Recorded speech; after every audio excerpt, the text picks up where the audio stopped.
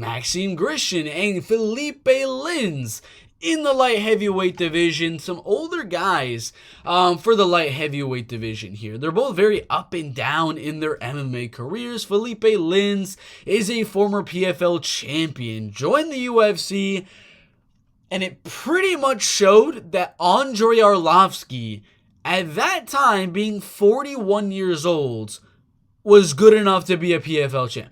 Andrei Arlovski could have won the $1 million, if we're being honest right there. The man could have won $1 million if he was in the PFL in 2018. That's just crazy.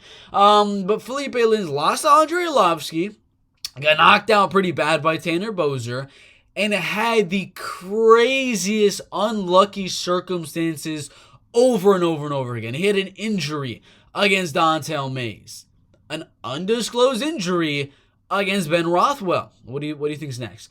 Not medically cleared to compete again against Ben Rothwell. They try to schedule it for a third time, and Phillipe Lins withdraws again. They're like, all right, we'll go against Ovie St. Preux. Phillipe Lins is healthy now. Ovie St. Preux pulls out of the gosh dang fight.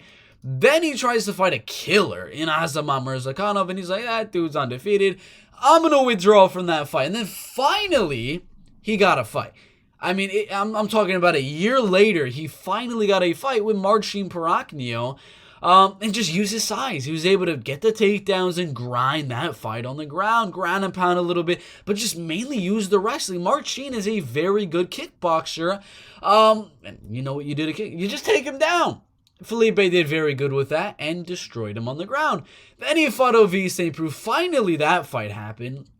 Again, after the fight was canceled once, and he was able to knock him out pretty easily. And again, Maxim Grishin and Phillipe Lins were actually supposed to fight at Dern versus Young. But again, Lin was not freaking medically clear to compete. I swear to God, I told you, this is an early prediction. What are the chances this fight gets canceled for like the third time? It's very, very high.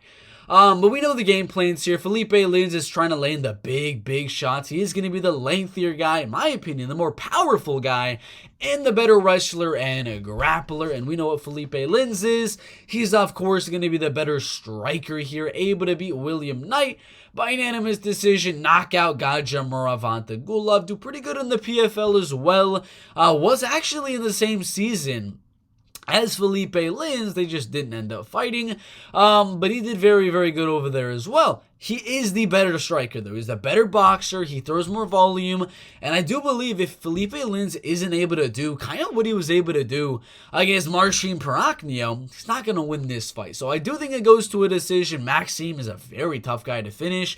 If Marcin Tybura, a heavyweight, is not finishing him, Dustin Jacoby's not doing it, I don't think Phillipe Lins is going to be able to. And again, if Marcin Tybura, top tier, top 10 heavyweight, isn't able to just completely and utterly dominate you in that fight, I don't think Phillipe Lins will be able to. So I see Maxim Grishin keeping this one on the feet and outstriking Phillipe Lins to that decision. The props aren't out just yet, but as of right now, Maxim is at minus 150 odds. I would assume money would probably be pouring in on Maxim Grishin. A little bit is right there. So it started at minus 150, now it's at minus 175. So I got Maxim Grishin by a unanimous decision.